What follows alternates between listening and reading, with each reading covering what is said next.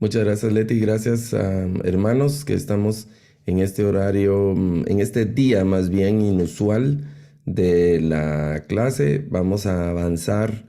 Estamos ya en la recta final de este curso que nos hemos propuesto, ahondando en el conocimiento del hebreo bíblico, teniendo el texto bíblico como base de análisis, de estudio para nuestra consideración. Yo voy a compartir aquí mi pantalla para que podamos iniciar con el desarrollo de la clase de este día. Hoy tenemos una clase eminentemente práctica donde hemos estado, en las últimas clases hemos estado como consolidando y también recordando diferentes temas que hemos visto a lo largo de estos 4 cursos hemos desarrollado ya, ¿verdad? Nos falta luego de la clase de hoy una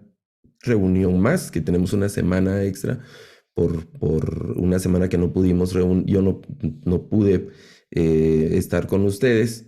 Y entonces hemos estado como recordando los temas desde el primer curso hasta lo que hemos visto. Y por ahí siempre, sobre todo cuando vamos al texto bíblico, salen algunas cosas nuevas que tenemos que conversar, detenernos a conversar. La mayor parte de los temas que son generales, un poco más que básicos. Vamos a ver. No sé, hay un comentario acerca del audio. No sé si todos tienen un problema con el audio, si me escuchan bien. Vamos a ver que Jeremías parece tener un problema con el audio. Pueden confirmar en el chat si están escuchando bien. Se escucha claro. Sí, puede ser algo ahí de sus bocinas, Jeremías, por favor, verifique. Así no tiene problema. Muchas gracias. Muchas gracias. Ahí se oye claro, clarinete, dice Fefo. Muy bien. Entonces, solo por ahí, por favor, Jeremías, verifique ahí el estado de sus bocinas o tal vez con algunos audífonos o algo así podría mejorar. Esperemos que lo solucione pronto. Les decía cuando vamos al texto encontramos algunas temáticas nuevas que tenemos que conocer. Sin embargo, yo estoy con, ¿qué sería la expresión? Como dice el apóstol Pablo, ¿no? Tengo mi conciencia en cuando se despide Pablo de los hermanos en Éfeso. Tengo la tranquilidad de que hemos estudiado, hemos visto aquí en clase los temas que son necesario conocer para decir que tenemos un conocimiento intermedio del hebreo. Obviamente los niveles superiores implican ya mayor práctica y algunas temáticas que son ya como muy puntuales y avanzar un poco más en el tema de lectura, que eso es lo que nos correspondería y por eso precisamente la forma de desarrollo de la clase de hoy y de la última clase la próxima semana, el próximo martes, con ayuda del Señor. Un tema de lectura y meternos al texto específicamente, eso nos va a ir dando mayor claridad y hay todavía, yo diría, otras, digamos, para continuar avanzando, seguir conociendo otros aspectos del hebreo. Nosotros tenemos ya la estructura no solo básica, no elemental del hebreo, sino que tenemos un poco más que la estructura y el conocimiento de los temas del hebreo para salir de esa zona, vamos a decir, de iniciantes o principiantes. Claro que es muy probable que todavía nos sintamos muy inseguros, que nos sintamos con un poco de nervios y vamos dando pasitos pequeños en el texto, pero esto también va a depender mucho de la práctica que nosotros tengamos, del ejercicio que tengamos. Aquí el desafío es lanzarnos al texto y empezar a trabajar con el texto. Tenemos una parte que es una parte que nos auxilia y es que tenemos las versiones en español, por eso hemos hecho siempre las comparaciones de versiones en español, que en algún momento nos perdemos, nos desorientamos, pues nos pueden auxiliar para saber más o menos dónde estamos. No hay ninguna versión que sea absolutamente mala, o que no recomendemos. Las que hemos estado viendo nosotros aquí en la clase, creo que nos han ayudado mucho, y en el momento en el que nos podemos desorientar ahí con alguna traducción que estemos intentando nosotros, pues podemos ver las traducciones que ya se han hecho por otras personas y eso nos va a auxiliar. Y también hay una serie de herramientas que hemos estado utilizando. Hoy vamos a usar probablemente 2 o 3 páginas que están online para hacer esta práctica. Si no tenemos acceso nosotros a software de paga, yo uso Bibleworks, ustedes han visto, me he quedado con Bibleworks. Por el momento no he, digamos, invertido en algo de logos, pero es otra muy buena recomendación, y los que pueden algunos están con logos, y también el otro software que se llama Accordance, que son, digamos, en ese nivel. Bibleworks lo dejaron de producir. Y luego está Accordance y Logos, que tiene muchas herramientas que se utilizan para la traducción. Pero si no, digamos, invertimos en alguno de estos materiales que los podemos bajar a nuestra computadora y que no necesitamos tener una conexión a internet para utilizarlos, podemos utilizar páginas online y podemos buscar herramientas que son de acceso gratuito. Hay bastantes herramientas, y con el tiempo vamos a ir discerniendo cuáles son las que más nos ayudan y con cuáles nosotros también nos sentimos más cómodos. Eso lo vamos a hacer. Bueno, en la clase de hoy, que vamos a analizar específicamente 2 pasajes poéticos, un salmo. Vamos a ver, un salmo es una oración muy intensa, muy profunda, muy humana, que nos identificamos con ella, algo muy lindo. Y también ese pasaje del capítulo 4 de Cantares, bueno, a mí me gusta mucho, no solo por el tema todo el libro de Cantares es muy, muy lindo, sino también la riqueza del simbolismo y todas las metáforas que el poeta está ahí en el texto, precisamente dominado por el enamoramiento y toda esa, vamos a decir, ambiente y esa carga emocional y mental que genera el estar enamorado. No lo vamos a espiritualizar como normalmente se hace el libro de Cantares, sino que lo vamos a ver desde la perspectiva precisamente de los sentimientos humanos. Desde ahí, y toda esa carga emocional y el lenguaje que utiliza el autor de Cantares. Entonces, en ambas poesías observemos la intensidad del lenguaje. En ocasiones vamos a encontrar muchos verbos que van a estar en las estructuras que son intensas, que son en piel, por ejemplo, y eso le da un matiz hacia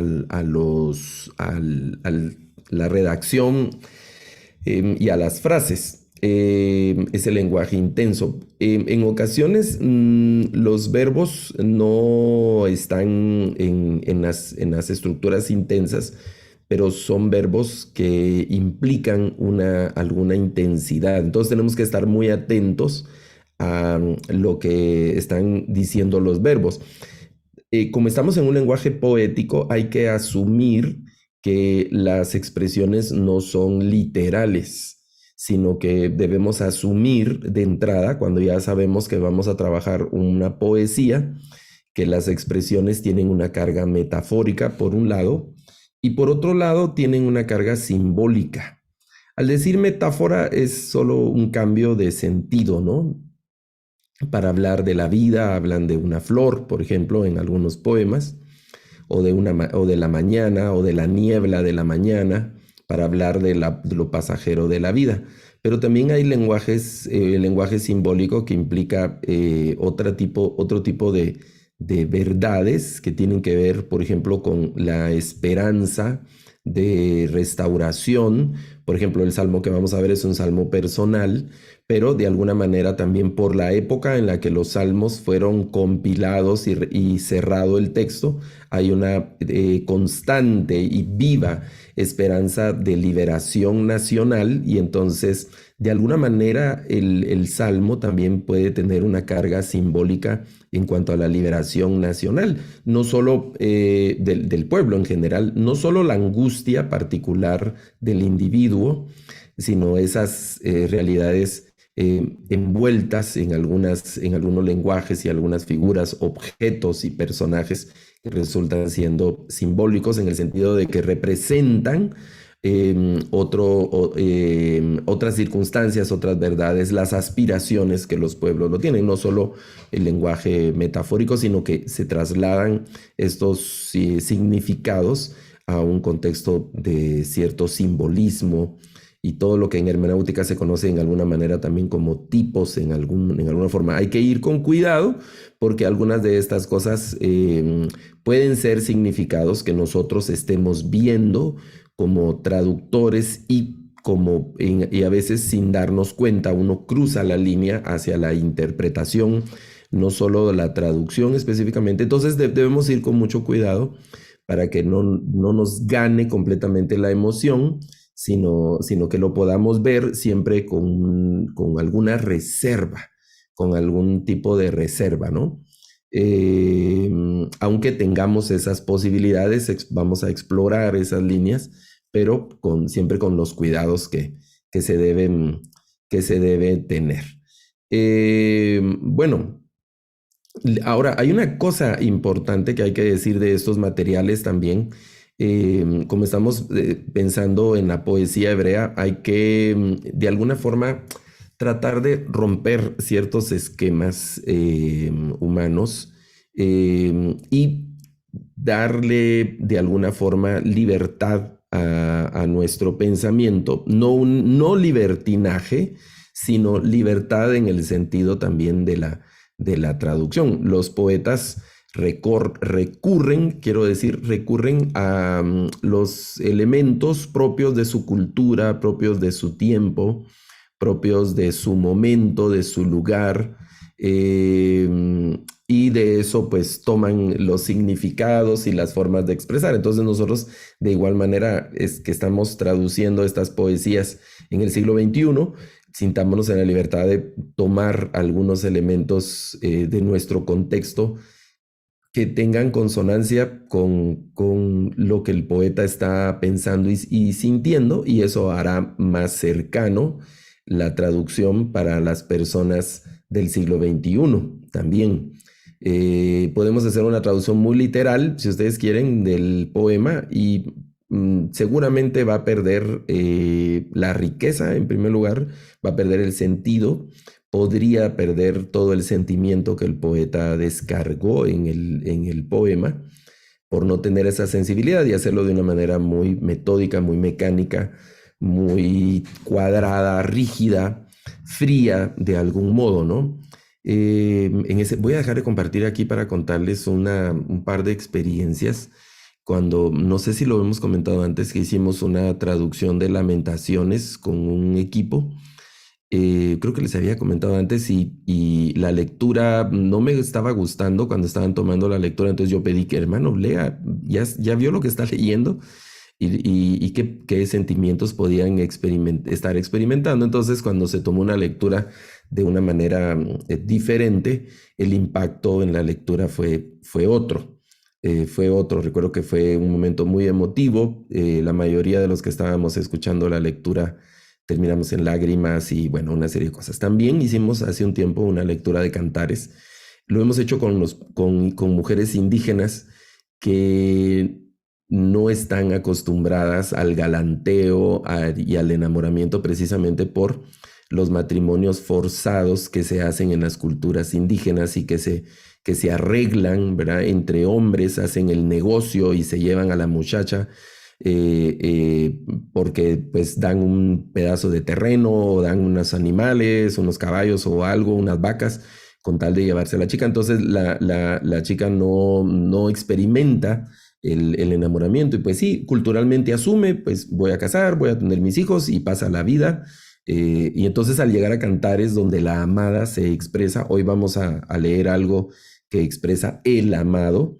Vamos a ver si la siguiente semana podemos leer un trozo de lo que expresa la amada, expresando sus sentimientos y expresando su enamoramiento al amado.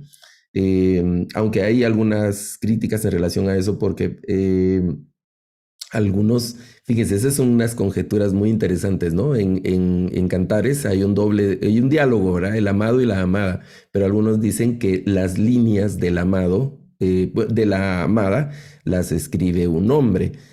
Yo quiero tener dudas en relación a eso, ¿verdad? Y quiero pensar, no tengo en absoluto pruebas, pero tampoco tengo pruebas suficientes como para descartar esa mi chifladura de pensar incluso atrevidamente que las líneas que están, es que las expresa la amada en el Cantar de los Cantares fueron escritas por alguna mujer.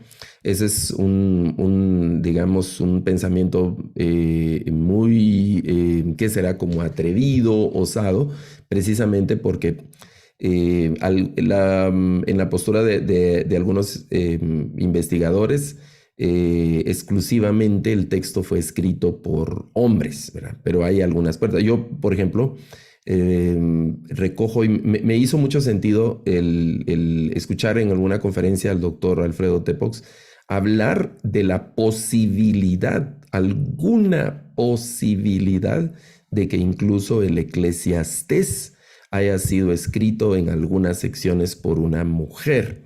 Eso es sumamente interesante, ¿no? Y tenemos también los datos de mujeres redactando en proverbios, de eso también habló el doctor Tepox, de algunas secciones. Es decir, que se cierre absolutamente la puerta de que hayan escrito mujeres digamos, es un pensamiento muy rancio. Y también no muy científico, ¿no? El hecho de cerrar esa posibilidad por criterios que sean machistas, culturales, una serie de cosas así. Bueno, pero al final son cuestiones de índole histórico, cultural y que quedarán, creo yo, ahí las dudas permanentemente hasta que pues haya algo muy extraordinario que pudiera descartar o confirmar alguno de estos pensamientos. Sí, a estas alturas ya pensar, por ejemplo, lo del Eclesiastés, que tanto Proverbios, Cantares y Eclesiastés que hayan sido escritos estrictamente y exclusivamente por Salomón, esa es una hipótesis que ya fue, creo yo, suficientemente descartada. Es decir, el libro de Proverbios incluye algunos proverbios de Salomón, pero no fue escrito totalmente por Salomón. El libro de Cantares eh, se refiere probablemente a Salomón, pero por la estructura misma, el lenguaje y otras cosas, pues que haya sido escrito estrictamente por Salomón también es una posibilidad que se ha descartado en el tema de la autoría y igualmente en el libro del Eclesiastés. Es decir, son textos de autoría pues complicada para poderlo determinar y por la redacción final, la configuración final de los textos, pues se ha fechado en el periodo posexílico, no precisamente en el periodo de los reyes, ¿verdad? Entonces hay que ir con cuidado con eso, ¿no? Y eso abre también muchas posibilidades en cuanto a la autoría de los textos. Ok, voy a volver a la presentación por el tema ahí del lenguaje poético y todo eso. Debemos ir entonces atentos al uso de las distintas estructuras verbales, el tema de ritmos y repeticiones, eso es algo importante. En ocasiones, bueno, la poesía hebrea obviamente no trabaja con rimas sonoras, como nosotros de algún modo hemos acostumbrado a la poesía lírica, sonetos y algunas estructuras poéticas que nosotros tenemos. No, sino que trabaja más bien con ciertas cadencias, ciertos ritmos y repeticiones de conceptos, de palabras, juego de palabras que aparecen no solo en la poesía, sino también en la profecía, cuando la profecía utiliza algunas estructuras poéticas. Hay que ver qué es lo que dice el poeta. El poeta está diciendo algo, cómo lo dice y qué es lo que realmente quiere decir en realidad el poeta. Hay como estamos frente a un poema, algo interesante es tratar de discernir el sentimiento del poeta. Eh, Otra vez debemos ir con cuidado porque podemos hacer una traducción así literal, ¿verdad?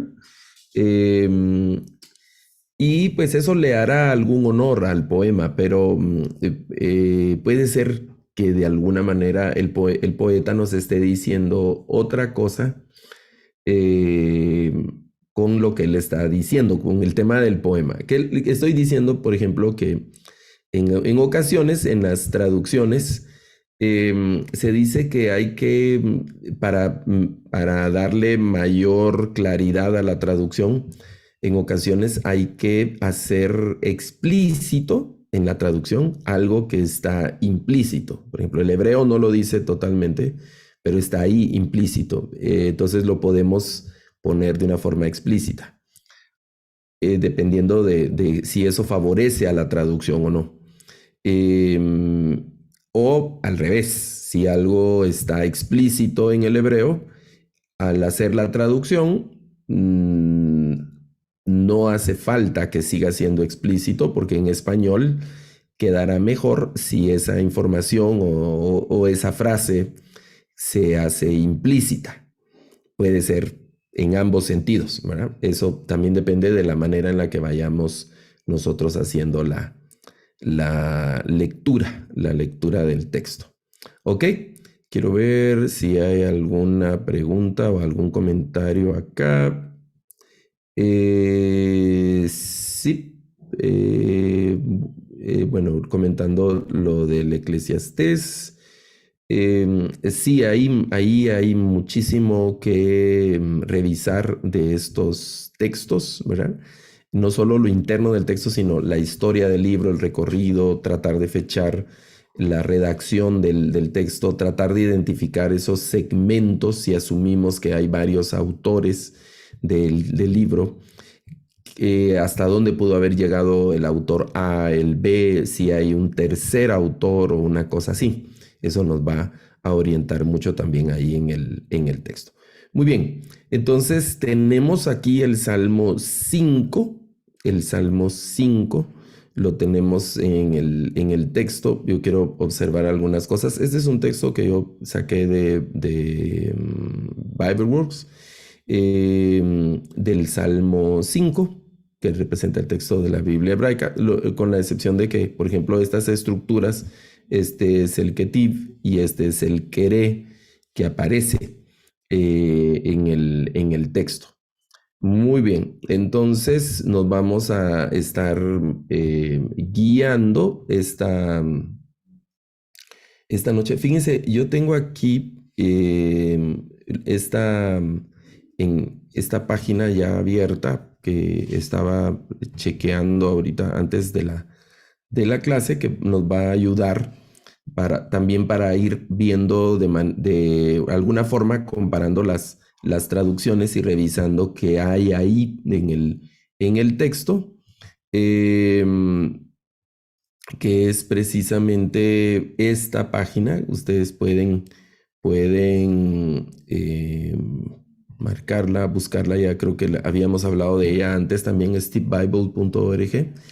Y es online. También hay una aplicación que pueden descargar a los teléfonos.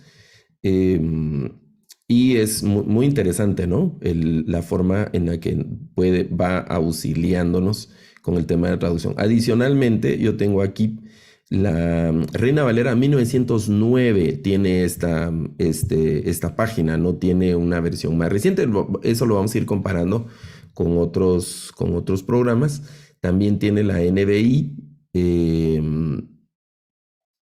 y la Nueva Biblia de las Américas. Vamos a usar para comparar, que son las Biblias que tiene este programa para poder hacer la comparación del texto. Entonces vamos a ir al Salmo. Vamos a ver el Salmo. Este programa, por ejemplo, si ustedes ven, déjenme ver, en esta sección de acá, se eligen las Biblias que van a estar en la pantalla y luego las otras partes es para hacer la búsqueda de las citas y se puede buscar también por alguna palabra. Yo tengo, aquí aparecen todas las Biblias que están disponibles. Yo tengo marcado aquí el español, pero se puede, si marcan todo, aparecen todos los idiomas que están, en los que están, hay materiales, ¿no? De la Biblia. Yo tengo español, pueden marcar inglés también y pueden marcar algunos de los textos antiguos donde están los materiales en hebreo y en griego y algunos en latín.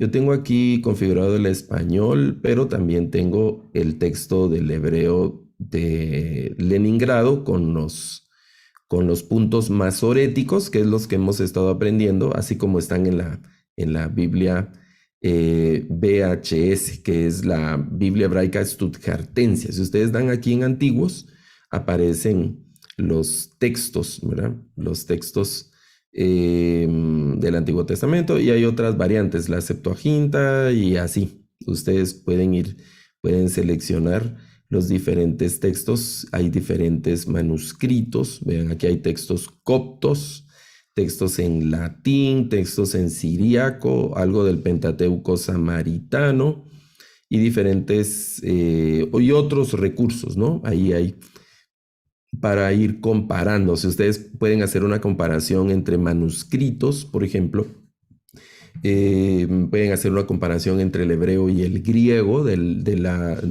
hebreo de la Stuttgartensia y la Septuaginta, por ejemplo, pueden hacer una comparación también.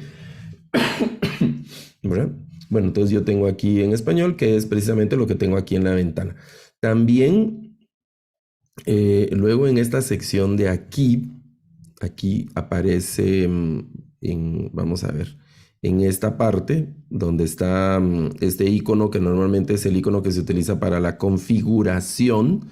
Allí ustedes pueden elegir la manera en la que quieren verlo. Por ejemplo, están estas opciones. Yo tengo marcado de mostrar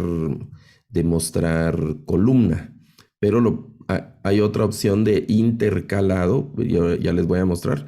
Y aquí esas son opciones de visualización en esta página. Entonces, yo le voy a dar aquí intercalado, entonces aparece el texto hebreo primero y luego aparecen las demás versiones.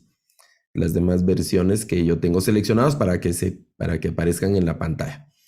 Por el ejercicio de hoy, a mí me gusta más el tema de las columnas, que podamos ver columnas aquí, ¿verdad? Entonces vemos el hebreo de un lado y la Reina Valera 1909 en una columna, la NBI en otra columna y la Nueva Biblia de las Américas en otra columna. Ok, ahora sí, vamos a ir al Salmo, el Salmo 5, que es el que nos interesa para esta. Déjenme ver aquí. Que un versículo muestra 2 veces desde que las Biblias se leen. Ok, bueno, aquí hay un asunto de cambio de versiculización de la numeración de los versículos, que es lo que está mostrando el software, como que está reconociendo. Inicialmente tenemos, fíjense, un título que aparece en el texto hebreo. Aparece un título que no lo tienen. Estas Biblias lo tienen como un título, adicional.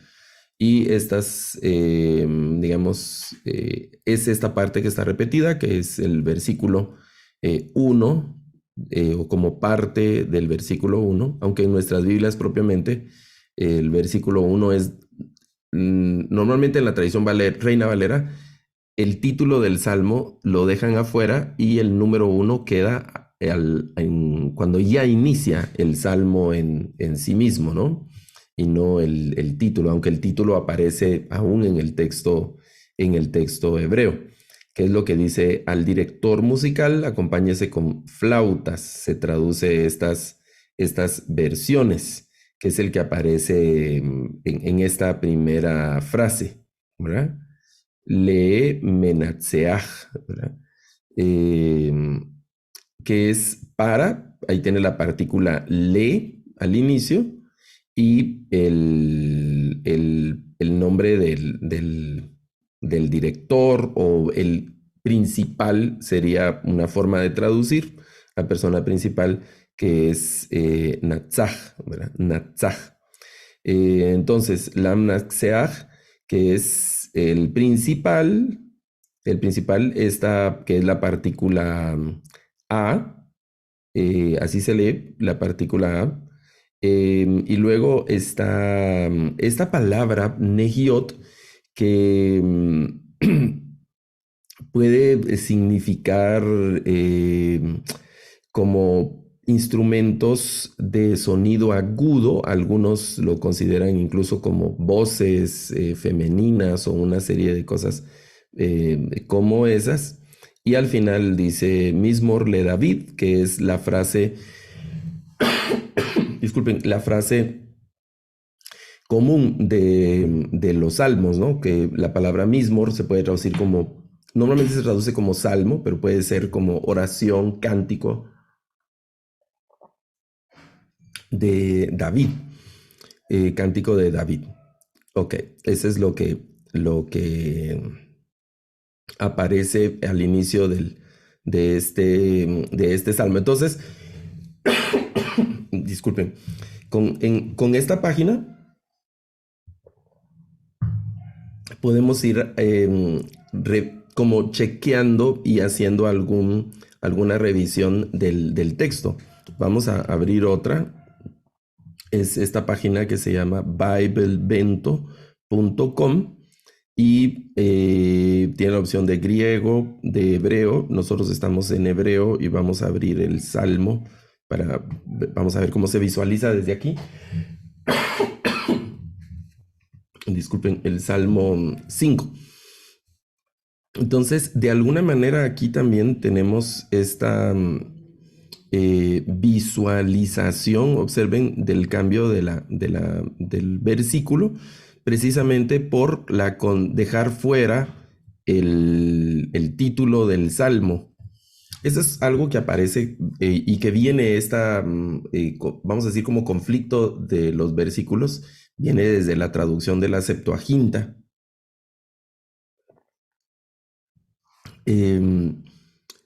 Y donde el título del Salmo se ha quedado fuera de los versículos. Es decir, lo que está aquí en rojo o que se ve aquí afuera en esta columna es la numeración, la numeración masorética, digamos, ¿no? Del Salmo, la numeración hebrea, y lo que está acá como entre el paréntesis, que es otra numeración, es la numeración que sigue tradicionalmente en algunos manuscritos de la Septuaginta. Tenemos que ir atentos con esos porque entre el hebreo y las traducciones al español van a haber algunas diferencias en cuanto a la versiculización. Por ejemplo, el versículo 1 del hebreo, en la mayoría de Biblias en español no tendrá numeración ese título, y el versículo 2 en hebreo será entonces el versículo 1 y así, ¿verdad? En los textos. Entonces, observen en esta página, va haciendo, conforme me voy moviendo con el mouse, va haciendo un análisis, y algo interesante de esta es que analiza algunas partículas. Por ejemplo, ahí está la partícula le, y se visualiza en el resto del capítulo las otras ocasiones en donde aparece la partícula le. Esto nos ayuda también, digamos, en el análisis que estamos haciendo de los textos, ¿verdad? Luego el sustantivo que aparece y así en cada uno de ellos, ¿no? Este es un artículo, no señala el resto del artículo porque eso también es muy frecuente. Los demás sustantivos y observen, aquí está otra vez la partícula le, que era el que estaba señalando, y David, ¿no? Y entonces hace un análisis. Vamos a decir que aquí la limitación de esta página es que nos presenta el análisis muy general, no nos da en ocasiones análisis como muy específicos de algo que está ocurriendo. Entonces, y asume también, digamos, estas páginas, ya para usarlas necesitamos del conocimiento que nosotros hemos ido adquiriendo, ¿no? Por ejemplo, aquí menciona un verbo y fil, imperativo, un imperativo y fil. Entonces yo ya tengo que tener la idea de lo que se trata un y fil, ese tipo de pensamientos y ese tipo de conocimiento de las estructuras para saber cómo voy a traducir, ¿verdad? En esta página. Ese en alguna forma, ¿no? De los pasajes y los textos que aparecen aquí. Déjeme ver. Aquí aparecen, creo que vamos a darle un clic. Al hacer un clic sobre la palabra, podemos movernos sobre este menú y podemos ir a otros recursos que tiene esta página. Aquí aparece, por ejemplo, el verbo asan, que es el verbo de escuchar, ¿verdad? El verbo escuchar, y nos presenta una tabla, por ejemplo, la tabla completa del verbo, donde aparecen todas las formas del verbo y fil, ¿verdad? En imperfecto, en perfecto, y todas las personas de la conjugación de este verbo. Esto en el análisis del verbo, y también hay otra, en esta otra pestaña o en esta otra parte del análisis, presenta el contexto donde aparecen las otras formas de ese mismo verbo en otros pasajes, ¿no? Siempre de la palabra que estamos analizando, esta palabra que estamos analizando, que es del verbo escuchar, ¿verdad? Entonces va presentando diferentes herramientas y recursos que nos van ayudando al tema de la traducción. Esta es una página abierta que podemos utilizar. ¿Ok? Bueno, vamos a hacer un acercamiento. Fíjense, aquí déjenme ver esta parte. Estamos en el Salmo 5. En el Salmo 5 y vamos a leer, vamos a tomar una lectura aquí en español de este Salmo. Déjenme ver algo aquí. Y luego nos vamos a detener en unas secciones aquí en hebreo para analizar ese pasaje que se está, cómo se está expresando el salmista, ¿no? Fíjense, en la primera parte, déjenme ir a esta primera parte donde el salmista le pide al Señor que escuche. Voy a colocar aquí, déjenme ver, otra, no es ¿verdad? Donde el salmista está diciendo Amarai, que es, fíjense, aquí inicia el salmista no con un verbo, sino que inicia el salmista con la frase mis palabras. O está este sufijo, aquí hay un sufijo pronominal que expresa que el sustantivo está en plural. Los sustantivos pronominales, los sufijos pronominales, si quisiéramos que solo dijera mi palabra, tendría que ser con Hirek Yod y diría amarí, amarí. Este solamente dice amaray o amarab, se podría leer en algunos contextos aparece este sufijo con una bab, y entonces son en plural mis palabras, y está inicialmente el salmista poniendo el énfasis en lo que va a decir. Recuerdan lo que hablamos de la redacción de normalmente la sintaxis del hebreo inicia con un verbo, y cuando no inicia con un verbo, el autor de alguna manera está queriendo llamar la atención hacia ese elemento que aparece al inicio de la expresión. Y este salmo inicia el salmista diciendo, mis palabras escucha. Le está pidiendo al Señor, mis palabras escucha. Y está en una estructura de ifil. ¿Se recuerdan las estructuras cal, nifal, piel, pual, ifil o fal, que son las causativas? Que sería una, digamos, como muy literal, algo así como, Señor, haz que se escuchen mis palabras. Suena raro, ¿no? Porque la oración está dirigida al Señor. Haz que se escuchen mis palabras, porque las estructuras causativas son hacer que ocurra algo, ¿no? Eso es lo que el salmista está pidiendo al Señor. Es una estructura de ifil imperativo, y entonces haz que se escuchen mis palabras, o haz que tú mismo escuches mis palabras, de una forma rara para el español. Y por eso las otras versiones por lo menos dice atiende, que es una forma un poco más que solo escuchar, ¿verdad? Que solo escuchar. Fíjense ese primer verbo hacia dónde lleva la atención en el salmo, ¿no? Escucha, la mayoría de versiones, esta dice considera, no solo es un oír, ¿verdad? La parte literal es escuchar, ¿verdad? Escuchar, vamos a ver, aquí dice escucha, escucha.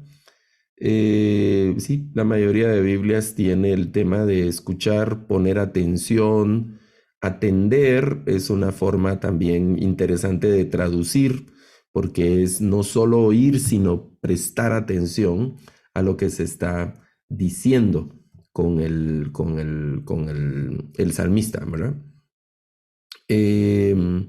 Luego dice Adonai, Binah, a Gigi, ¿verdad? Que esa es la parte que el salmista está expresando también. Escucha mis palabras, Señor. En esta parte le pide que esté atento, que medite o que considere a lo que va el salmista a decir. Y esta palabra agij, que es una especie como de susurro, como de murmullo, que no llega a ser no llega a ser todavía una expresión, vamos a decir, como legible, entendible, sino es una especie de gemido, una especie no es una palabra, no es una forma de comunicación, sino es algo que expresa a la persona, pero que no es algo realmente entendible, sino que es como la expresión externa de la suma de aflicción, de pena. Es una especie de quejido, es una especie de susurro, que no llega necesariamente a lamento, porque se puede ser de diferentes formas, pero el contexto que sigue del Salmo pareciera esta expresión del salmista, un suspiro, una aspiración que tiene el salmista, que no son palabras. Aparte es vamos a decir, el salmista está hablando aquí al inicio, de expresando dos cosas: las palabras que son las palabras, ¿verdad? Que se pueden interpretar, y también esta expresión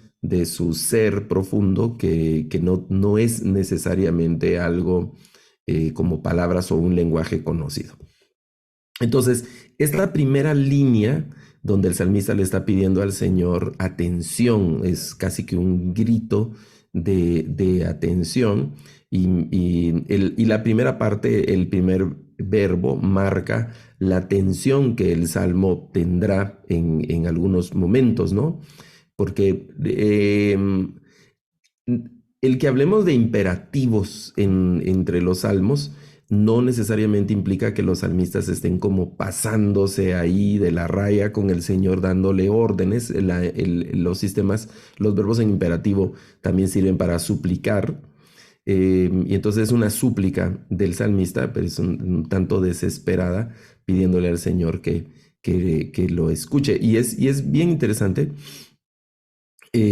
porque hay varias cosas. Primero, el tema de oír palabras, y el otro es el tema de ver, como de interpretar este verbo. Fíjense, si ustedes ven aquí en la parte de abajo de la palabra, habla de entender, percibir, notar, considerar, es lo que está diciendo el pasaje, tener discernimiento, cuidar, una serie de cosas que son, eh, no es algo, es decir, con este verbo el salmista le está pidiendo al Señor que le ayude a entender incluso él mismo cosas que Dios entienda, cosas que ni el salmista mismo puede, que no logra él mismo descifrar, ¿no?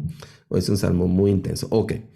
¿Qué más sigue diciendo el salmista? Le pide al Señor en este verbo. Noten que el salmista está, si ustedes quieren, como jugando con diferentes verbos que tienen que ver con el tema de la atención. Escuchar, discernir, por ejemplo, aquí utiliza el verbo asan, que es escuchar, literalmente es escuchar en Ifil. Luego utiliza este verbo, que es el verbo bin, que también es como discernir, considerar, entender, comprender, como descifrar podría ser en algún caso. Eso puede llegar incluso hasta el tema como de contar, explicar, como de podría ser hasta como traducir, dependiendo del contexto, lo que el salmista está usando. Aquí ya tenemos dos verbos, el verbo asan y este verbo bin, que es un verbo no regular, no se comporta de la manera regular como los verbos que hemos estado viendo, pero que implica eso. Y luego ya en la siguiente línea, el siguiente verbo que el salmista está utilizando es el verbo kashab, que es el verbo también de prestar atención. Literalmente este verbo aquí, déjenme ver, es el verbo también de oír. Se podría traducir como oír este verbo, como el simple oír o el simple escuchar, pero tiene otras implicaciones. No es solamente un oír, sino es el de prestar atención. Yo he oído por ahí algo que dicen que es diferente oír que escuchar, ¿verdad? Son sinónimos, verbos sinónimos. Claro que dependiendo de cómo oiga o escuche, hay una escucha atenta y una cosa así. Y otras veces solo es como oír cuando está lloviendo y estamos haciendo algo, pero no estamos prestando atención, pero sí sabemos que hay un sonido de fondo. El salmista no quiere eso al expresar con estos verbos, ¿no? Específicamente con estos verbos. Y lo que le pide es ahora la voz, pero no es, y aquí vienen expresiones que son muy poéticas, la voz de su grito, es literalmente. Y noten que hay varios niveles. El salmista habla de palabras, habla de gemidos al final del primer versículo, y aquí está hablando de gritos. Eh, Eso es lo que está diciendo, ¿no? ¿Realmente gritaba el salmista? No lo sabemos, ¿no? Pero el salmo arranca con una intensidad muy interesante en diferentes niveles en el tema de su desesperación y de su angustia, y lo que quiere es captar la atención del Señor en el momento de lo que está haciendo. Entonces ahora dice, Rey mío, que es Malají, y Señor mío, ¿verdad? En esta parte. Ahora, bueno, este marca siempre Elohim, dentro del mismo parámetro de los títulos de Dios, está marcando este software, ¿verdad? Nosotros hemos visto que hay Elohim, que es normalmente Elohim se traduce como Dios, y el tetragrama, que es el que se traduce como Señor, y aquí en la tradición Reina Valera se traduce como Jehová, ¿verdad? Ya hemos hablado algo de eso antes. Y noten otra vez el sufijo, que es sufijo de plural. Elohim gramaticalmente concluye con el sufijo de plural masculino. Entonces, el sufijo pronominal debe ser el sufijo de plural. No es Eloi, sino sería Eloai. En este caso de mi Dios, ¿verdad? Aunque está en singular, pero la estructura de la palabra hebrea está en plural. La siguiente palabra es la palabra keep, que es una preposición muy versátil que tiene muchas posibles traducciones. Las más comunes son el porqué de respuesta, como cuando uno pregunta, ¿por qué hiciste eso? Entonces, porque tenía que hacerlo. Entonces, ese porqué de respuesta es la partícula aquí. También se puede traducir con el cuándo de relativo, no cuándo de pregunta, sino cuándo relativo, así que, de modo que.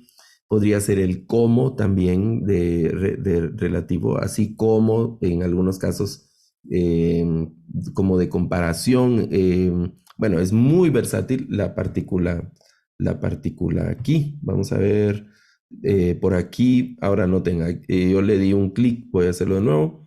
Le di un clic. Al solo poner ahí aparece en la parte de abajo el análisis de las palabras, ¿verdad? Esa partícula aquí. Vean todas las posibles traducciones que tiene la partícula aquí, ¿verdad? Son bastantes traducciones, y además es interesante porque vean, dice por aquí que ocurre, según este conteo, unas 4.499 veces en el texto hebreo, ¿verdad? Entonces es una partícula bastante recurrente, que la vamos a encontrar con bastante frecuencia. Entonces, déjenme ir a esta parte de aquí. Vamos a hacer una lectura del Salmo aquí, tratando de seguir algunos verbos. Fíjense, el salmista pide al Señor entonces, escucha, considera, que son, aquí estoy siguiendo la Valera 60, está atento, Rey mío y Dios mío, ¿verdad? En esta parte. Luego le habla el salmista, por ejemplo, de mis palabras. Luego aquí tradujeron gemir, cuando habla de esa expresión indescifrable en esa parte. Luego de una expresión bastante poética, la voz de mi clamor, aunque aquí sería una otra posible traducción que podríamos tomar de esta, de la voz de mi clamor, podría ser el sonido de mis gritos, o más corto, está atento a un poco dramático, ¿verdad? A mis gritos. Si lo hacemos un tanto más extendido, podríamos poner está atento cuando grite, una cosa así, ¿verdad? Cuando grite, Rey mío y Dios mío, porque a ti es lo que sigue diciendo el salmista, a ti oraré en ese pasaje, al final del versículo 3, ¿verdad? Porque a ti, y ahí hay una partícula, esa partícula el, que aparece aquí arriba, esta partícula el, que hay que traducirla siempre como a, y tiene el sufijo pronominal ja. Entonces, aunque aquí dice eleija, por la forma de la partícula aparece el sufijo de plural. Aquí dice a ti, porque a ti es lo que está diciendo el salmista, porque a ti voy a orar. Noten, aquí hay un prefijo del imperfecto de primera persona y vamos a ver el verbo palal, que es orar. Básicamente es el verbo orar. Puede ser, este verbo se puede, en algunos contextos puede ser también como presentar una causa, puede ser como argumentar, puede ser sencillamente hablar también en algunos casos, podría ser solamente hablar, ¿verdad?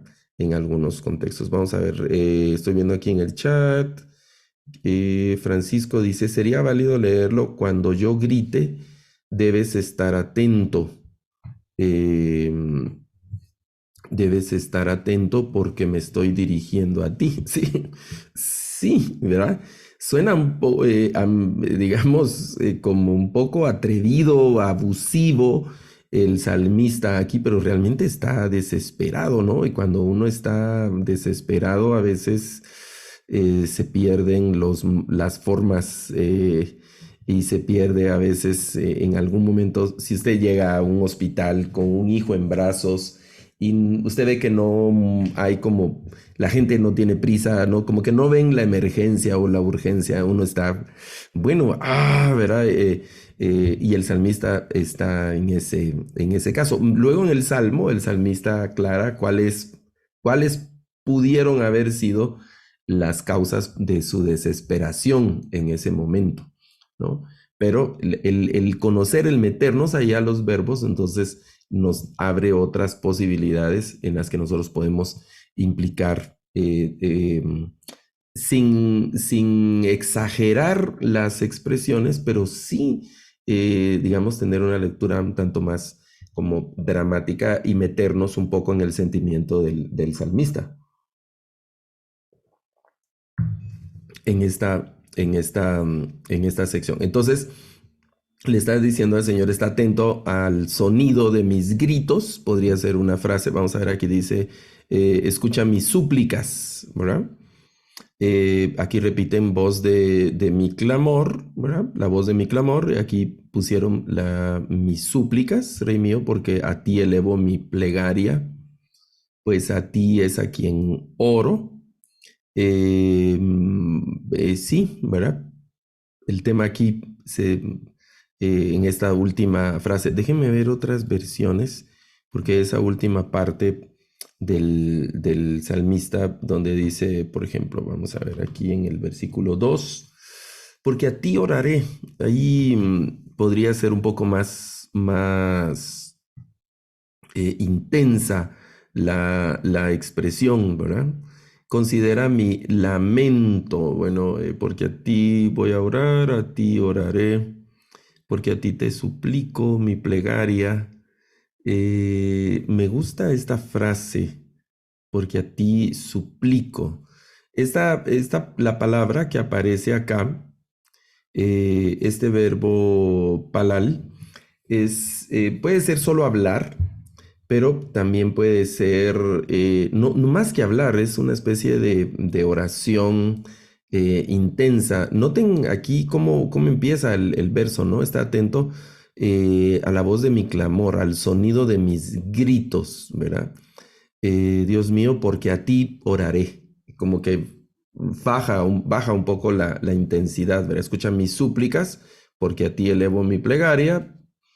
Pero el salmista está así, ay Señor, por favor, ¿verdad? No, por favor, escucha mis gritos, ¿verdad? Y porque a ti es que estoy, ¿qué? Orando, o no sé, ese sentimiento que lleva el salmo, que arrancó así con gran dramatismo, aunque todavía no sabemos por qué el salmista está con esos sentimientos, ¿verdad? Con esos sentimientos. Luego del el salmo sigue diciendo Señor, ¿verdad? Adonai Boker, que es Señor de mañana o en la mañana. Boker, que es mañana. Aquí otra vez es el verbo shama, que ese es el verbo de escuchar. Esa es la raíz del nombre de Shmuel, de Samuel, que significa Dios escucha o Dios escuchó. Puede ser la traducción del nombre de Samuel, de Shamuel, de Shama. Es el verbo de escuchar, el verbo de oír, aunque déjenme ver algo porque yo creo que este verbo aquí vamos a ver, sí, es un verbo cal, es decir, el verbo en la forma más, en la forma simple, en esta parte donde dice el Señor de mañana, escucharás, ¿verdad? Aquí ese es un verbo cal que aparece, este es el prefijo de imperfecto de primera persona en singular, ¿verdad? No, perdón, segunda persona, tú escucharás sería la traducción. Señor, en la mañana o de mañana escucharás mi voz, ¿verdad? Que es colí. Esta es la palabra col que aparece aquí, que significa sonido o que significa voz. Bueno, aquí habla del sonido de sus gritos, ¿verdad? Y aquí habla de mañana oirás mi voz o mi sonido, o sí, creo que aquí en este versículo sí necesitamos que sea voz, no dice más, ¿verdad? De mañana escucharás mi voz y otra vez de mañana,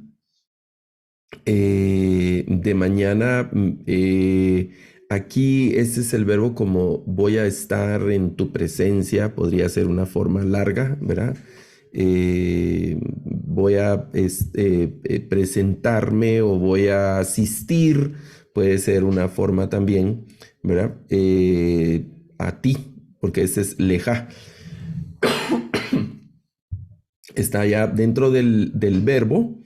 Esta expresión lo haré, noten ahí la alef es el prefijo de imperfecto de primera persona y ya está hablando de un futuro, ¿no? Del futuro. Entonces me presentaré y luego dice leja a ti, puede ser una traducción o otra traducción podría ser delante de ti, puede ser otra traducción, delante de ti. Y el verbo zafá, que es el verbo esperar.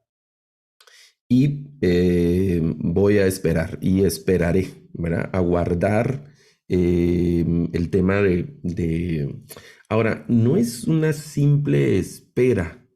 Déjenme ver, aquí está, fíjense, vamos a ver, lo voy a poner aquí, aquí está el análisis. Vean lo que implica este verbo, ¿verdad? Inicialmente es como vigilar, ¿verdad? Al estar emboscado, ¿no? Lo que implica si me tienen rodeado, estar en guardia, vigilar, ¿verdad? Entonces me presentaré delante de ti y estaré ahí al tanto, ¿verdad? No solo estoy esperando, ahí aburrido, distraído, sino que esperaré. Me gusta esta versión de aquí de las Américas en esta parte, porque vean cómo han traducido. Con ansias esperaré.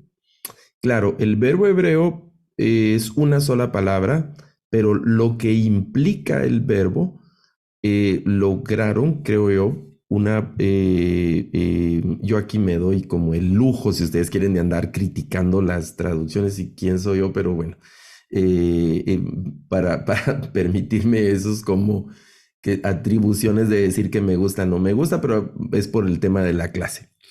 Eh, me gusta mucho el que hayan como recuperado lo que implica el verbo, que al solo traducir esperar es como muy, como que se pierde una parte del significado del verbo. Y por eso pusieron, creo yo, el tema de con ansias esperaré. Entonces, cuando uno hace la comparación de los textos, de los verbos, y sí, pero el verbo ahí es esperar, ¿de dónde sacaron esas ansias?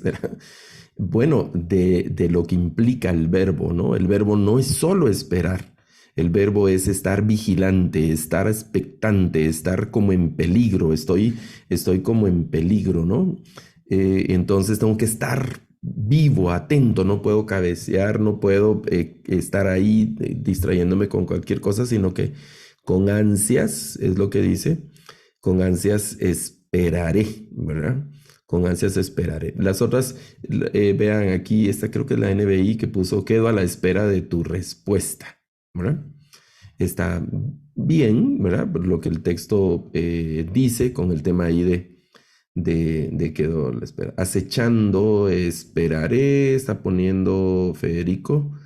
Aunque suena raro en español, acechando, esperaré, o atento podría ser esperaré, ¿verdad? Atento, es lo que, por ejemplo, en la espera de la parucía se habla de vigilar, ¿no? Estar vigilantes, ¿verdad? Velad, dice el apóstol Pablo, pero velad ahí tiene que ser atento, ¿no? Y estar siempre como un vigía que está a la expectativa de lo que pueda ocurrir, ¿verdad? Ok, vean estos versículos que sigue. El salmista se asegura de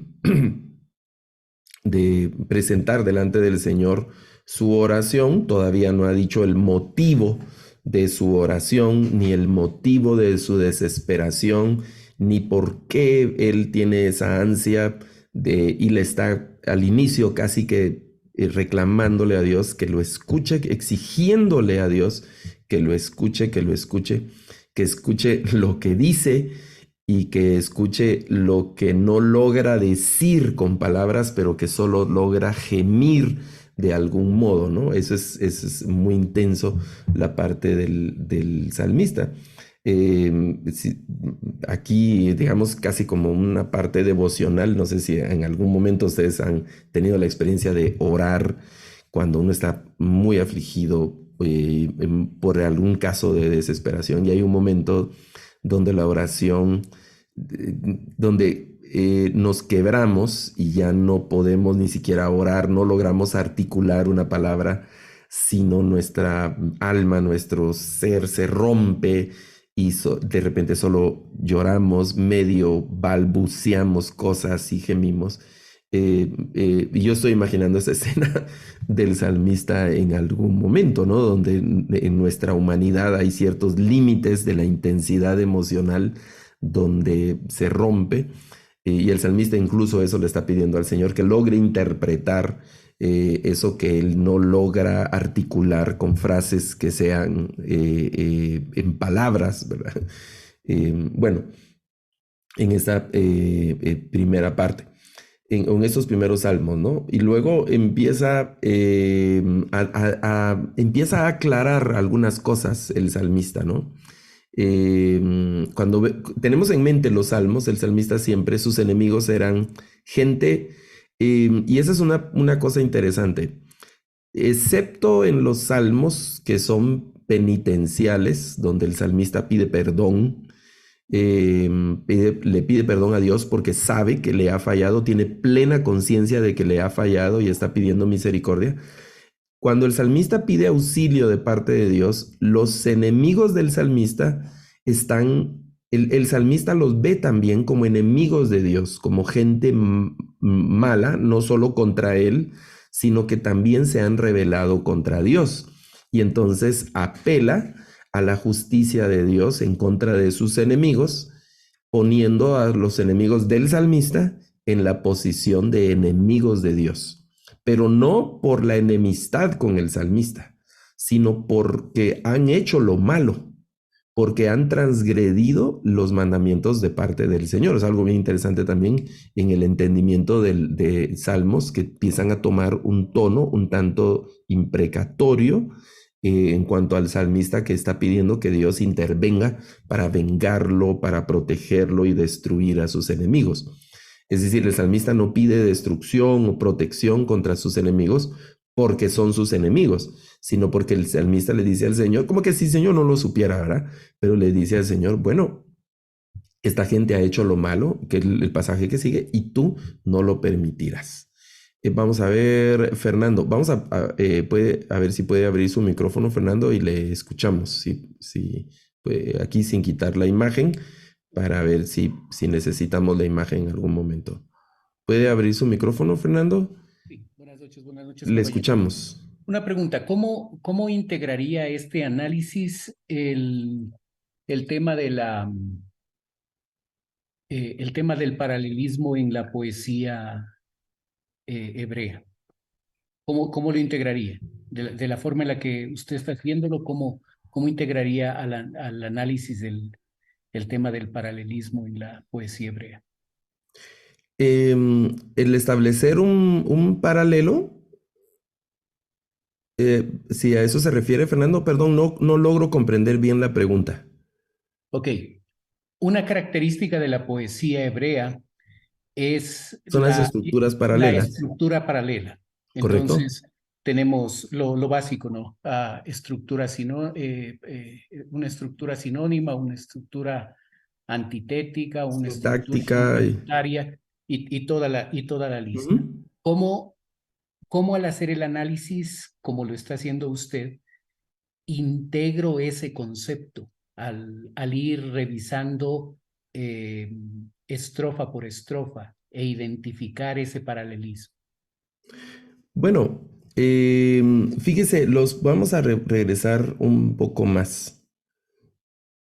En el primer versículo, uno puede notar dos expresiones que son sinónimas en términos generales. Escucha mis palabras, considera mi meditación. Estoy leyendo en español. Escucha mis palabras, o aquí en la NBI, atiende, Señor, mis palabras, toma en cuenta mis gemidos. Entonces, hay dos frases que en términos generales implican la misma expresión. En este primer versículo yo veo un paralelismo, vamos a decir, sinónimo. Podría ser un paralelismo progresivo en el sentido de que la segunda frase es un poco más, no solo son sonidos, sino que son otro tipo de expresiones un poco más, digamos, más profundas. Pero en términos generales puede ser un paralelismo sinónimo, que son el salmista haciendo nosotros ese análisis, el salmista le está pidiendo al Señor lo mismo con diferentes palabras, que de eso se trata básicamente el paralelismo sinónimo. Por ejemplo, otro salmo que dice, si recuerdo bien, el Salmo 34, donde dice en la versión Valera 60, ¿verdad? Bendeciré a Jehová en todo tiempo. Y luego dice la segunda línea, su alabanza estará de continuo en mi boca. Entonces, los mismos conceptos con diferente expresión, que es de lo que se trata el paralelismo sinónimo. Y más o menos es lo que está pasando en las siguientes líneas, ¿no? Haciendo, si no paralelismos sinónimos, algunos paralelismos progresivos.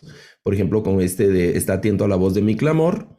y luego agrega otra información cuando dice, Rey mío, Dios mío, porque a ti oraré, ¿verdad? Entonces, está atento a la voz de mi clamor, es una línea, porque a ti voy a orar. Es la otra línea, estos algunos llaman, bueno, como paralelismos, donde se establece una especie de progresión, o los paralelismos sintéticos también, donde se agregan algo de una información extra de algunos temas de establecer los paralelos, que son los que me parecen por lo menos hasta el momento donde estamos viendo.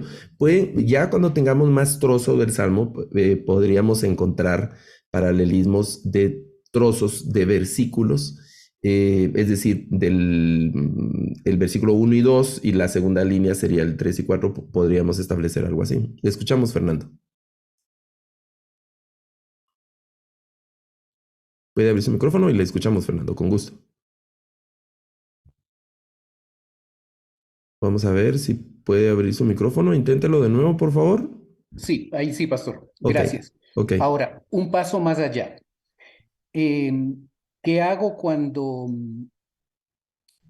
en el análisis debo observar el paralelismo existente en la poesía, pero me topo con una sección donde existe la estructura Bajictol?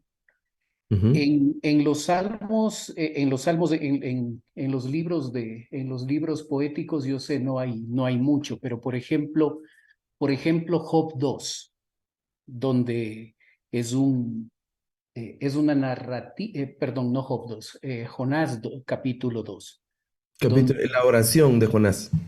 sí, aparentemente ese salmo de alabanza que hace Jonás. Allí yo observo la estructura Bajictol a cada momento en esos 10 versículos. Pero al ser un poema, veo que hay estrofas y al observarla miro también esa estructura paralela. ¿Cómo concatenar los dos conceptos? ¿Cómo no pasar por alto esa estructura de estrofa que me da la poesía, pero a la vez respetar el concepto que me transmite la secuencia Bajictol? Claro, yo creo, hermano Fernando y hermanos, que primero, el primer gran paso es, ¿cuál será? Déjeme decir esta expresión, como disfrutarnos el salmo, el poema. Puede ser como el de Jonás, ¿verdad? Que inicia también con súplicas y con un grito de alguna manera de auxilio al Señor. Muy intenso ese capítulo 2 de Jonás, y es como algo interesante, ¿no? Y luego hacer estas reflexiones que son técnicas nuestras, ¿no? Yo no sé, y lo he preguntado algunas veces, y he tenido respuestas diversas de, digamos, especialistas y gente que tiene muchísimo más conocimiento y experiencia. He preguntado si el salmista o los salmistas principalmente estaban conscientes de escribir y redactar los paralelos así. Es decir, el salmista decía, pues voy a escribir ahorita un paralelismo sinónimo o un paralelismo antitético, o era algo de desarrollo natural. La opinión general ha sido que era algo natural por la cultura poética, vamos a decir, de ese momento, ¿no? Que se van teniendo, que va cambiando con los tiempos y con las épocas y los lugares. Entonces, los análisis que nosotros estamos haciendo a posteriori Debemos ir con cuidado, y aquí creo yo que es la recomendación, hermano Fernando y hermanos, es de no intentar encasillar a los poemas en alguna estructura en la que queramos que encaje de alguna manera los poemas. Claro, vamos a ver cosas, vamos a ver probablemente algunas señales o algo que van a llamar nuestra atención y debemos abordarlas con cuidado. Por ejemplo, el tema de las secuencias donde los sentidos de los verbos cambian, como los que mencionaba el hermano del Bajik-Tol, particularmente.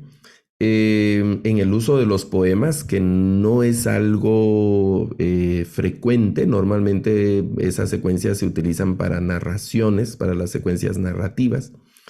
Y si identificamos algo, por ejemplo, en algún poema con el tema de Bajik-Tol, eso no significaría que el poema lo debiéramos dejarlo de ver como poema, sino que estaría como en un uso diverso de lo que normalmente esas secuencias o esas señales se utilizarían. Eso por un lado.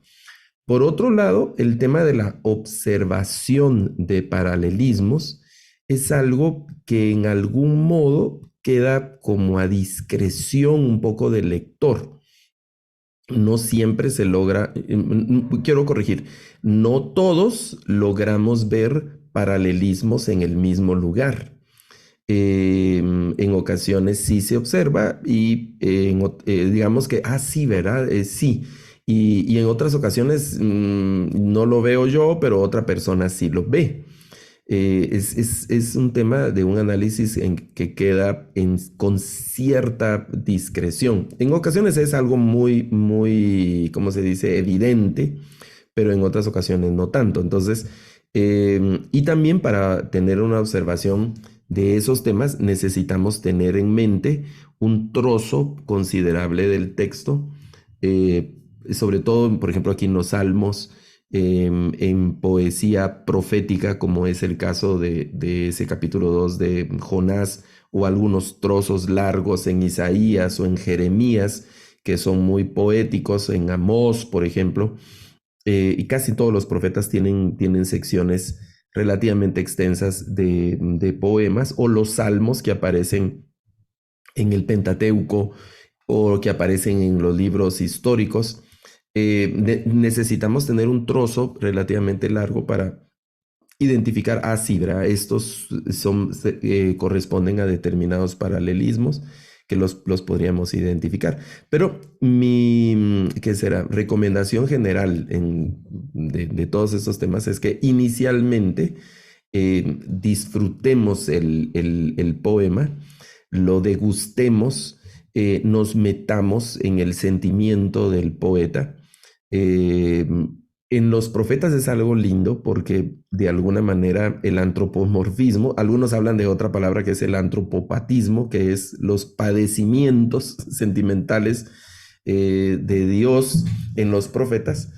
Aquí el profeta está afligido y vamos a empezar a ver los motivos de su aflicción, pero en los profetas es Dios el que está afligido, el que está desesperado. Aquí notamos que el salmista le está diciendo a Dios, escúchame. Y en los profetas Dios le dice a su pueblo en estos mismos tonos, digamos, con este mismo dramatismo y con esa misma intensidad. A través de los profetas es Dios el que le dice al pueblo, escúchenme, ¿verdad? Les estoy gritando y ustedes no hay forma que me escuchen. Entonces, poder de alguna manera meternos en ese sentimiento y luego de eso, pues obviamente con los conocimientos que ya tenemos, y luego de eso vamos a tener alguna habilidad también para descubrir macroestructuras que estén presentes en los poemas, o pequeñas estructuras, que eso debería ser, en mi opinión, en un segundo momento. Aquí quiero hacer una recomendación muy personal, y es, aunque hacemos un acercamiento técnico, gramatical, sintáctico, semántico, lo que sea, del texto, mm, mi recomendación para todos es nunca perdamos esa sensibilidad y no perdamos nunca la conciencia de que estamos trabajando con el texto que representa la palabra de Dios y que eso debe conmovernos. Eso debe atravesarnos y aunque estemos investigando algo que sea de repente muy técnico, no perdamos ese sentimiento de admiración y sensibilidad a lo que el texto tenga que decirnos inicialmente a nosotros que estamos de frente con el texto, aunque estemos separando un mensaje o estemos separando o investigando, de repente alguna curiosidad, porque a mí me entra la curiosidad y a veces paso muchas horas tratando de averiguar algo en el texto que resultó por ahí, que no tiene nada que ver tal vez con una conferencia, ni una clase, ni nada, sino que es una cosa que se le atravesó a uno en la cabeza. No perdamos esa sensibilidad, esa capacidad de admiración y esa sensación si ustedes quieren, de inferioridad nuestra frente al texto. Va a ser algo increíble y por supuesto debemos de, como se dice, sudar la camiseta en el trabajo con el texto. Eso va a ser algo muy lindo. Bueno, déjenme ver, estoy viendo aquí si hay alguna. Voy a dejar de compartir aquí un momento y escuchar si hay alguna pregunta o algún comentario de los demás hermanos.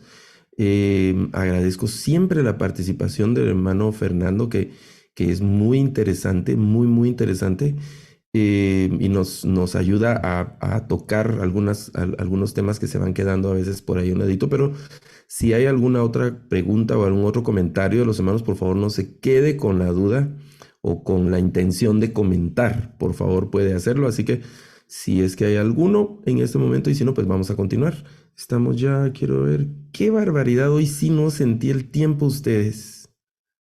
Yo no sé cómo están allá en Argentina con Federico, pero aquí el tiempo pasó muy rápido. Ahorita ya yo tengo las, ¿y qué? Y ocho.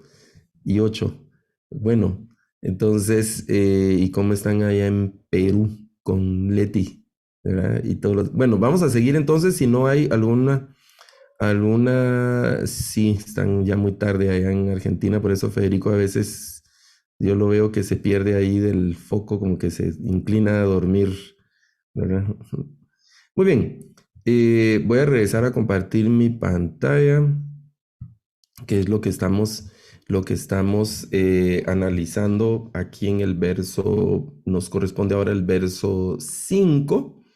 Y aquí empieza, les decía, algo que el salmista empieza a develar el porqué de su aflicción, algo, ¿no? Y lo noten, lo interesantes de este primer versículo 5, donde el salmista ya pues empieza a dirigirse al Señor ya más específicamente. eh, Apela el salmista en una expresión interesante y dice, porque no eres un Dios, ¿verdad? Kiloel, y este es el singular de Elohim, esta palabra hebrea, esta es con Tsere, ese es el singular de Elohim. Aquí ya no usó Elohim, sino que usa él, que es de Dios. Kiloel, Hafatz, en esta parte, y luego dice Resha, ¿verdad? Ata lo, Yegur, Ha, Ra, en esta parte. Entonces, tú no eres un Dios que se complace, puede ser la expresión, que le gusta ese verbo, este verbo hafatz, que es sí, estar a gusto, estar complacido, es un verbo de los que se conocen como estativos, ¿verdad? Tener placer, no en el sentido sexual, sino en el sentido de algo que es rico y que guste. Tú no eres un Dios que le guste, ¿verdad? O que se deleite Y luego está esta palabra resha, que, que significa maldad, lo malo. Este es lo contrario de tov, ¿verdad? De tov, que es lo bueno, rasha. Y luego aparece la otra forma de esta misma palabra, que es ra, ¿verdad? Eh, por un lado está lo malo en el sentido general, y por otro lado está el malo en el sentido individual, en esa expresión del salmista. No, porque dice Loel Jafatz, no, no Dios que se deleita o que le gusta la maldad. Tú no eres un Dios que se deleita en la maldad. Y luego aquí aparece ya no el sustantivo Dios, sino el pronombre personal, tú, que es ata lo. Tú no eres, sí, tú no vivirás, sería, ¿verdad? Eh, Vivirás con el malo, ¿verdad? Tú no vivirás con el malo o no habitarás con el malo. Ahora, hay una cosa interesante de este verbo, y que este verbo es implica cierta actividad constante. Por eso, normalmente este verbo es, aquí aparece abajo, déjenme ver, es el verbo peregrinar. Esa sería como la primera traducción del verbo. ¿Se imagina la traducción? El malo no peregrinará contigo. Ese tema, no vivirá. Generalmente por extensión puede ser el verbo vivir, pero va más allá que solo vivir, ¿verdad? Es estar junto, convivir con esa sección. A nosotros nos ocurre ahora que tenemos, por ejemplo, vivimos en nuestras ciudades en ocasiones, si vivimos solo separados por un muro de hormigón o de algún otro material de entre 15 y 20 centímetros. Eso nos separa una vivienda de otra. Hay personas que viven en el campo y sí, hay más separación entre las casas, pero si vivimos en un edificio de apartamentos o dependiendo del modelo de la ciudad donde estemos, pues vivimos pegaditos, ¿no? Pero no tenemos una comunión particular así de compartir comidas o amistad o algo, aunque conocemos a los vecinos, pero de repente no tenemos una convivencia. A esa convivencia es a la que se refiere aquí el salmista, que el Señor no tiene ahí con los malos, ¿no? Pero eso, ¿por qué el salmista lo está diciendo, no? Pero está apelando a ese carácter de parte de Dios.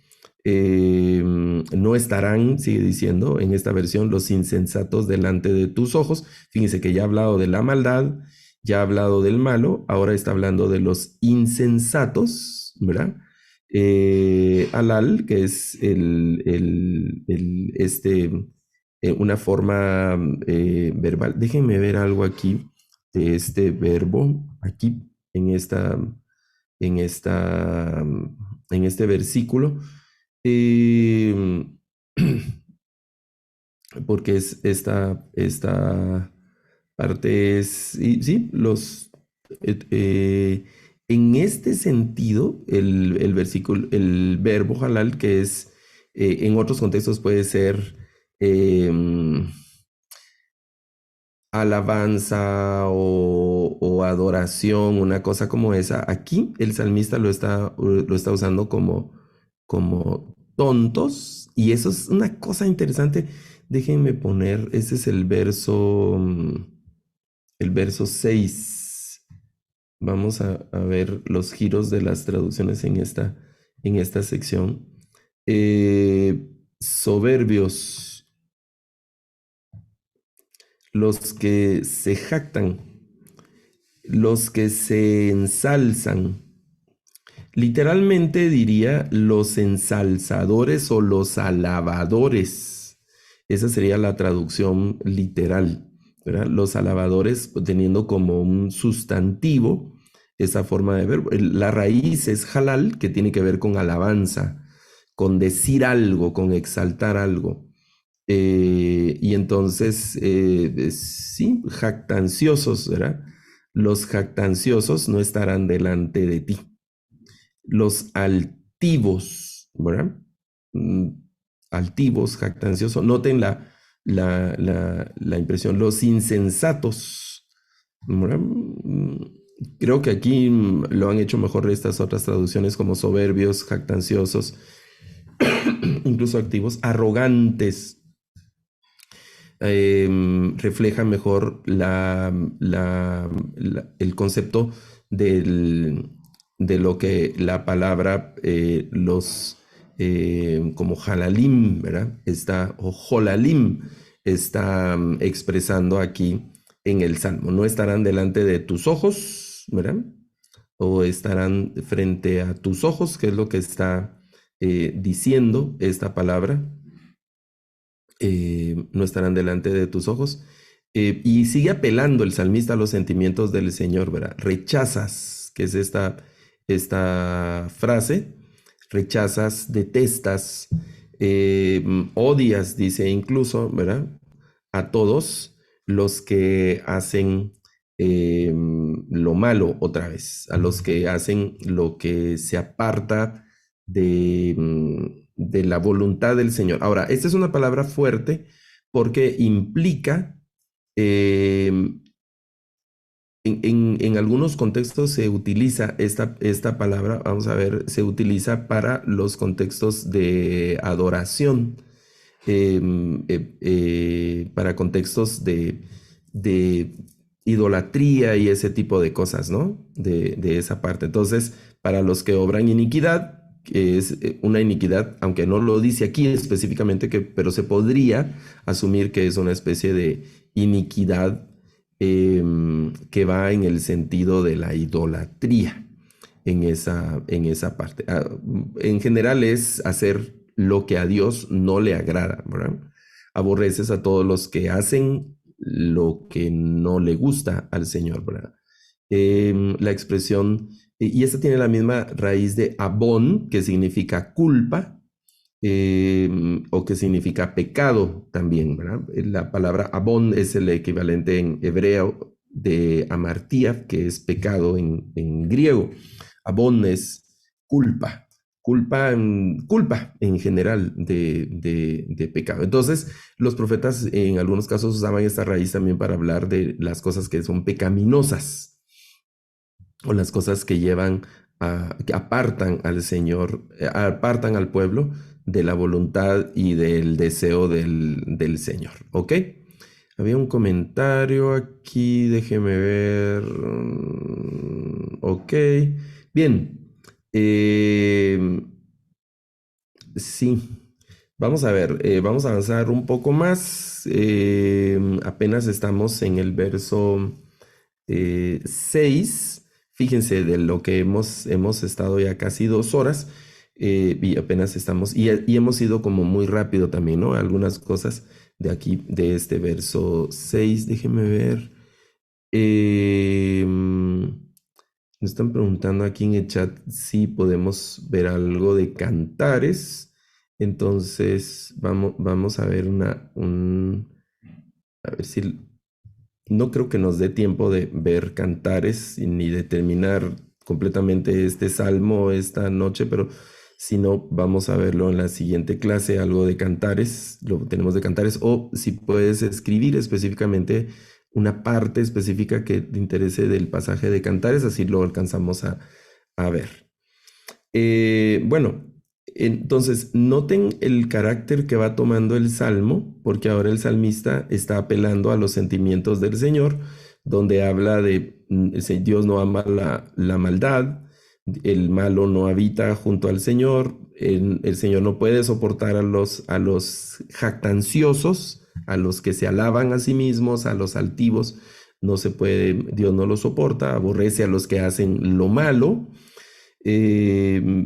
destruye, Dios va a aniquilar, que esa es la palabra abad, habla de destruir completamente, no solo dañar, sino de aniquilar, podría ser otra traducción.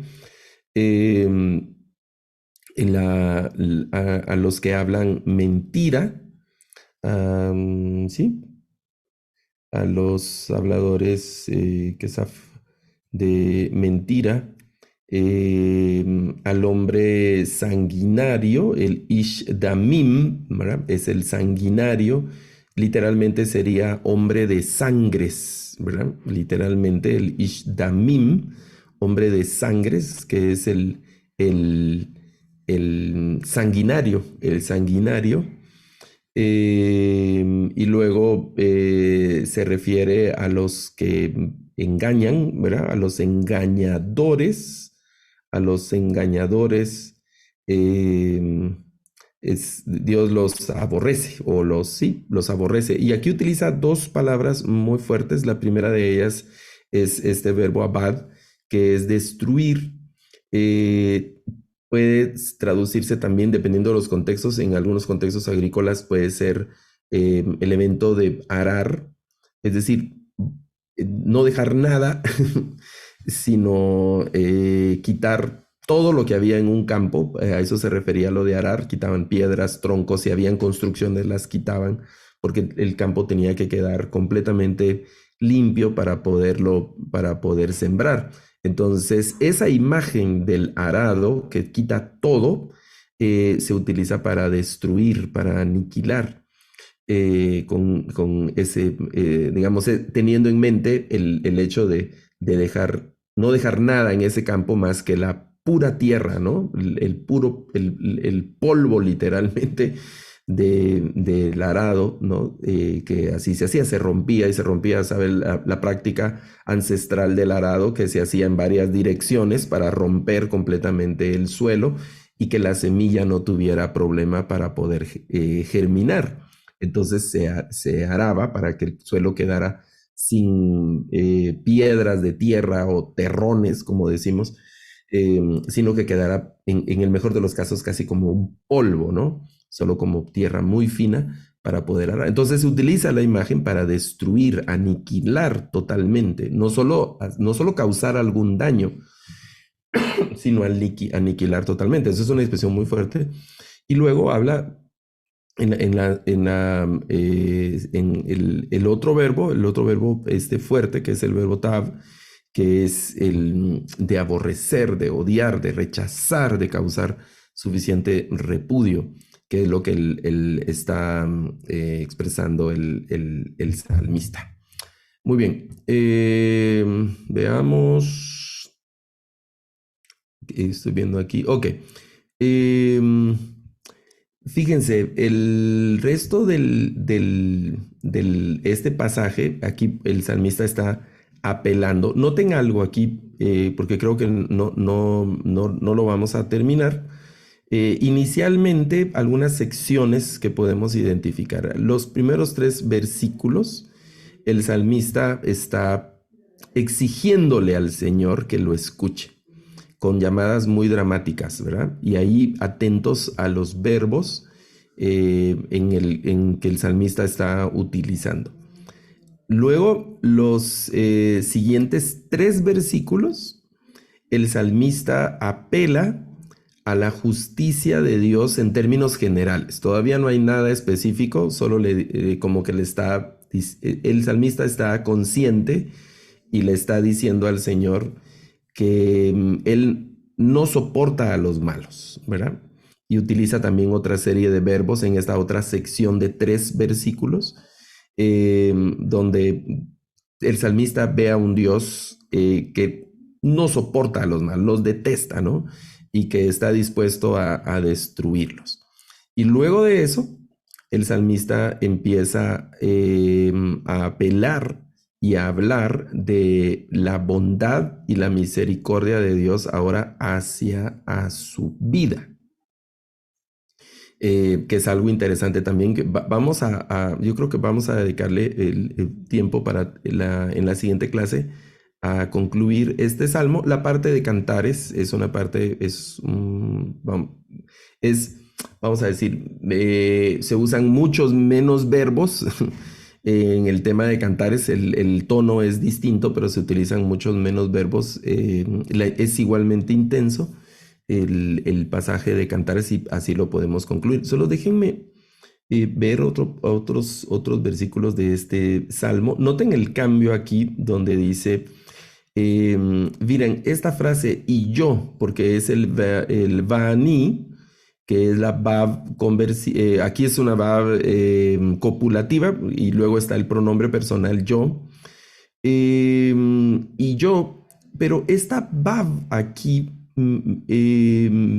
creo que debe ser así como lo hacen en estas versiones, no un y sencillo, sino un pero, donde hay un giro en el tema de la redacción y el tema del entendimiento, porque está hablando el salmista del malo, está hablando del pecador, del que hace iniquidad, del jactancioso, del altivo, del insensato, está hablando del que habla mentira, está hablando del sanguinario, el que hace engaño, incluso vamos a decir que el salmista de alguna manera está ¿cómo se dice? Aludiendo a los idólatras en algún momento.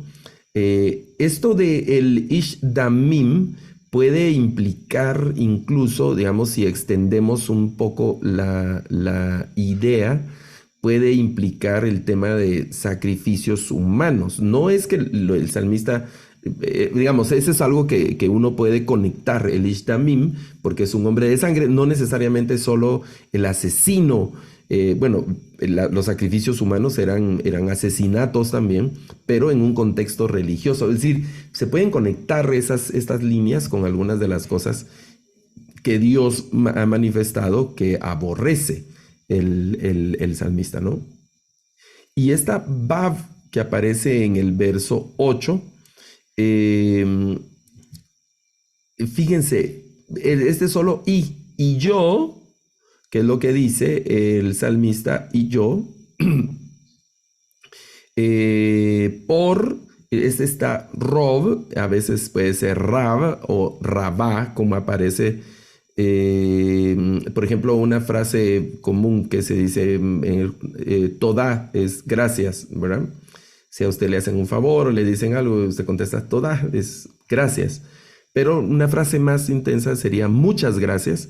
Y entonces la expresión hebrea es toda rabá, que es de esta raíz. Y aquí es una partícula bekele, se acuerdan que es en porcón. Aquí sería y yo en muchas o por muchas. Y luego está gesed, que es de misericordia o fidelidad también, y aparece el sufijo pronominal de segunda persona. Tu misericordia podría ser, o tu fidelidad, por tu fidelidad. Aquí sería, y yo por muchas tu fidelidad. Para traducir literalmente es extraño, ¿no? Y yo por mucha tu fidelidad, por tu fidelidad, que es mucha o una cosa así. Vean lo que han hecho las traducciones. La multitud de tu misericordia. Suena rara la frase, la multitud de tu misericordia, por tu gran, podría ser, ¿verdad? Por tu gran amor, tradujeron aquí Gesed, que es una palabra muy importante en el Antiguo Testamento, el Gesed Adonai, el amor de Dios, la misericordia de Dios, pero también Gesed principalmente es fidelidad de Dios. Entonces se traduce como amor de Dios y como misericordia, pero esencialmente Gesed es fidelidad. El profeta dice, Gesed quiero y no sacrificio. Entonces, normalmente hemos traducido misericordia quiero y no sacrificio, pero realmente toma otro tono la profecía cuando el Señor dice, Gesed quiero, fidelidad quiero y no sacrificio. Y el Señor rechazando los sacrificios que hacían en el templo y cosas como esas. Pero el salmista, habiendo dicho que Dios era un Dios eh, fíjense que Dios era un Dios que detesta al malo, al sanguinario, al orgulloso, prepotente, todo eso. Como que se ve al espejo y dice, yo soy algo de eso, o mucho de eso. Y entonces el pero, que es ¿quién puso aquí en el chat? El pero es un conector de oposición, ¿no? Que ¡pac! Está diciendo, pero yo, ¿verdad? Yo también califico entre algunas de esas cosas, pero por tu gran amor o aquí sería por tus muchas fidelidades o por tu mucha misericordia, ¿verdad? Por la abundancia de tu misericordia, menciona acá. Es lo que dice el salmista en la primera frase. Vengo, ¿verdad? Que es la expresión, vengo a tu casa. No es el verbo no es entrar, sino el verbo es venir. Aquí, y creo que déjenme ver, estas tres traducciones han puesto entrar en tu casa.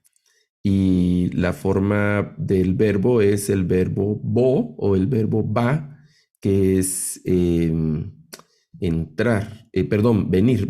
Déjenme ver algo más, quiero ver la hora, sí, un par de minutos más. Estamos en el verso, Bani, el verso 8. El verso 8, en esta parte es el verbo, sí, es el verbo venir. Esencialmente el verbo venir, y solo déjenme ver si hay algo en el aparato crítico que justifique la traducción de entrar en este pasaje. Es el Salmo 5. Aquí tengo algo del aparato crítico. Verso 8 y... Sí, no, no tenemos en esta sección ninguna aclaración. Sería, digamos que la traducción de ese versículo sería por la abundancia de tu misericordia vengo o vendré, podría ser de otra forma, vendré o vengo a tu casa, que es el templo, ¿no? Y las aspiraciones que el salmista siempre tenía con el templo. Sí, ¿verdad? Vendré a tu casa. Entraré, traducen aquí, puedo entrar. Por la abundancia de tu amor, entro. Y noten las versiones que lo traducen a veces en futuro y otras veces en presente por el tema del imperfecto ahí, ¿verdad? Por la abundancia entraré, bueno, están hablando de entrar. Ok, voy a dejar de compartir aquí. Esa última parte, ¿hasta dónde podría entrar el salmista en la casa del Señor? Usa la expresión más que entrar, usa la expresión venir, de presentarse a o delante de el templo o el texto. Ok, vamos a continuar la siguiente semana, aunque para la siguiente semana vamos a agregar un pasaje de los profetas, un trozo de los profetas. Estoy revisando qué pasaje de profetas podemos chequear. De ese pasaje va a ser un poco más corto para que lo podamos concluir la siguiente semana.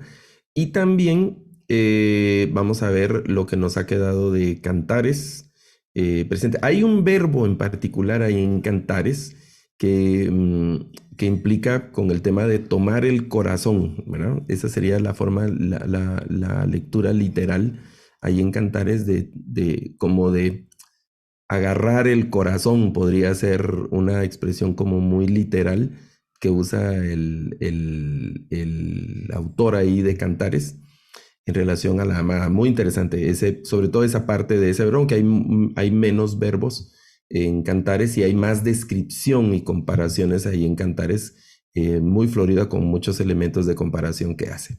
Ok, bueno, entonces nos vamos a ver la siguiente semana. Tenemos ya nuestra última reunión en la siguiente semana. Les animo a intentar ustedes personalmente estos pasajes que nos han quedado pendientes y vamos a conversarlo el próximo martes con la ayuda del Señor. Un abrazo para todos, bendiciones y gracias siempre por estar ahí pendientes.